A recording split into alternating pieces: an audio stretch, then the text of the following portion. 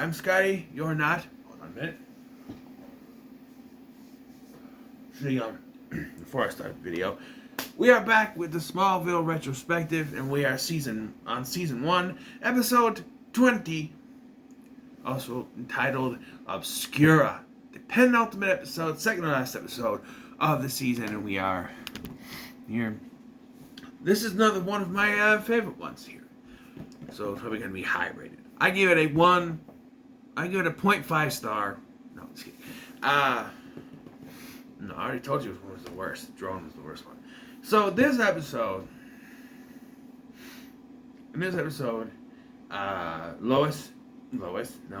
Lana, excuse me. Lana and Whitney are out riding horses in the field when they hear an explosion. They go check it out, and they try to warn the people there that something's going to blow. And Lana's too close, and she gets knocked down. She hits her head in meteor rocks, and she now has the ability to see, not to see the future, but to see through the eyes of someone else. I always thought it was she could see the future, but no, she can see through the eyes of someone else. And that someone else has kidnapped Chloe. Just as Chloe, it's one of those things where, oh, this person's going to go on, go on a trip out of town. It's kind of like in Black Christmas. What's her name was going out of town, and I think that she's just gone, but she's not. She's dead. And it's been done in horror movies before, but this is, Then they slowly start to realize that Chloe didn't make it to Metropolis, where Chloe is going to apply for she had an interview for an internship with you know what, I'll be right back. Alright, I'm back. So, Chloe is going for this internship at the Daily Planet. She's staying in Metropolis with her cousin. Remember that, her cousin, because her cousin will become a very important character later on, and is an overall very important character in the DC universe, especially the Superman. Anyway, but, of course, Lana is laying in the hospital bed, and she sees a vision of Chloe getting kidnapped.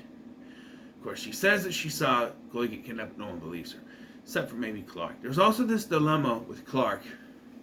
It's one of those things where, he's still got this dilemma with whether he wants to be with Lana or with Chloe, but now that Chloe disappears, it's one of those things where you never know what you have until it's gone, so now he's pining over her. And they sort of set this up at the end of the last episode, where they're sort of together with Whitney's dad's funeral, kind of. He screwed up a little bit, but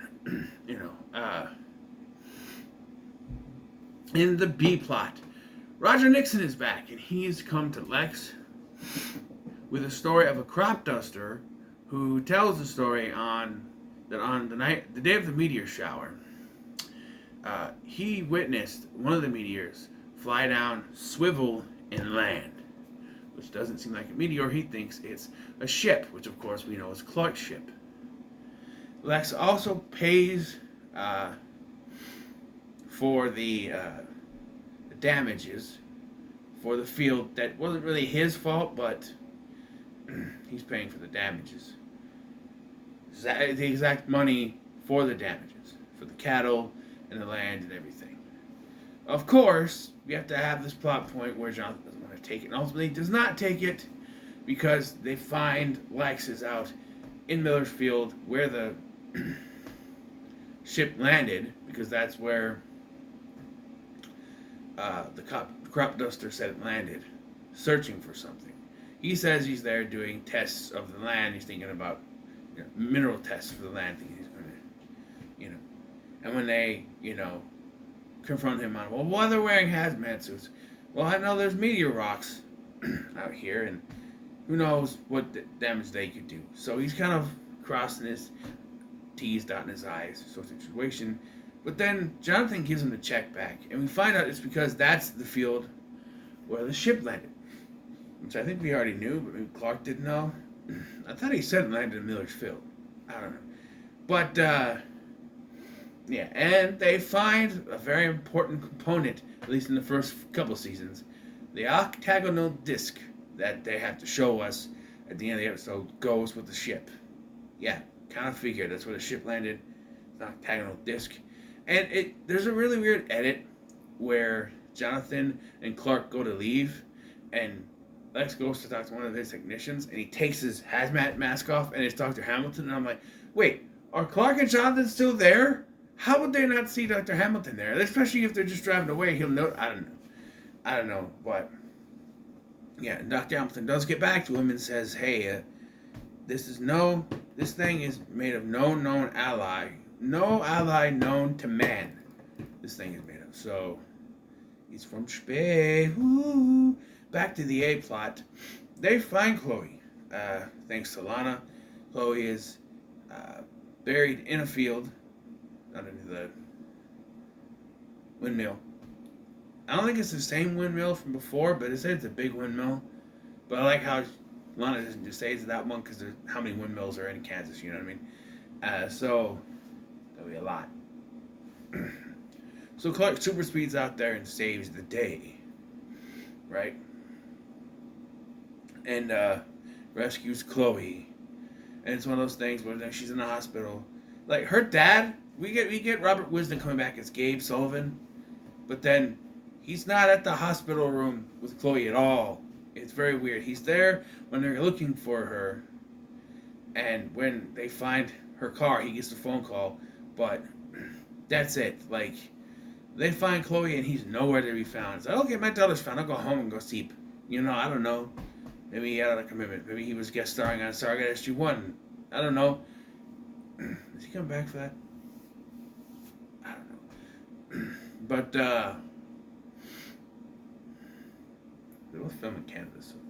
But anyway, she asked Clark to stay there with her, which means they're getting closer and closer.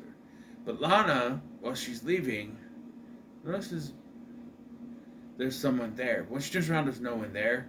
And then I'm like, you're not just ducking behind something. There's no one there. No, he's around the corner. Whoever this is. He or they, whatever. It's a he. I'll just say that.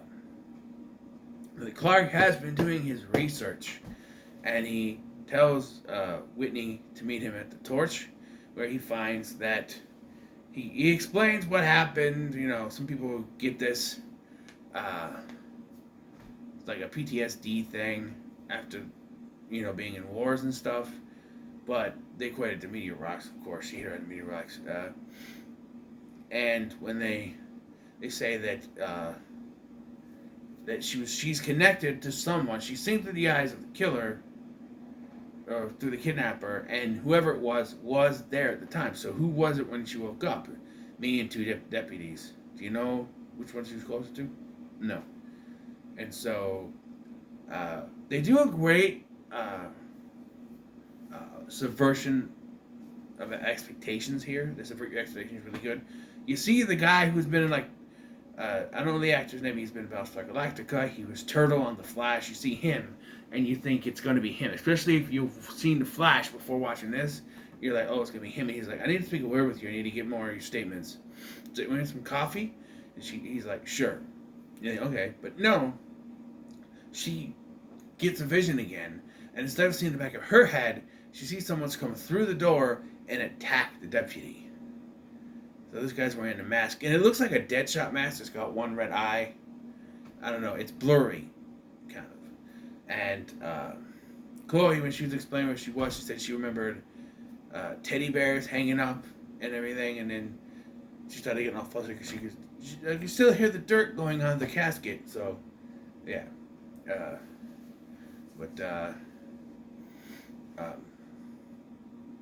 They find out that Lana is at the carnival, which is closed right now. Because it's... But, okay, if we're getting close to the spring, foremost of spring, it's got to be April or May. And we're close to the end of the year, talking about the summer, so we're getting close to the end of the semester, the end of school year, so, yeah, Pete is in this episode, but I think he's a minor. I think he's bragging about he has a date to the spring formal with someone. I think that was this one. Or was it the last one? I don't know. Clark needs to ask someone before it's too late. But anyway, they find out it's the other deputy, Deputy Watts, not the guy from Battlestar Galactica. And the showdown.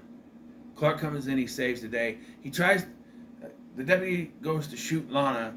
Clark comes in, but he hits the bullet. It flings up and hits a mirror that's above Lana, so Clark has to jump underneath the thing on top of Lana to save her. Then he has to go after Deputy Watts. And this is one of the, I think, the first time in this season that he's just taking the shots. Deputy shoots at him, and instead of trying to move out of the way, he just takes the shot. But it makes a ting, ting, ting, ting sound. Like he's wearing armor or something. I'm just like, wow, that's the first time I think we see him take the shots. I think. But, yeah, Clark takes care of him, and he gets arrested. Actually, I think he gets killed. Because Lana sees a vision, and sees a bullet go right at his face. So I think he's dead. You know. Yeah. And we wrap up with Whitney all but confirming he wants to enlist in the military, which does come back in the final episode. And then we get, yeah, it took too long, I think, shut off. I gotta put a new disc anyway. And we have, the wrap up with Lex, the B-plot, Lex and Dr. Hamilton. And then we get Clark finally asking Chloe to the spring formal.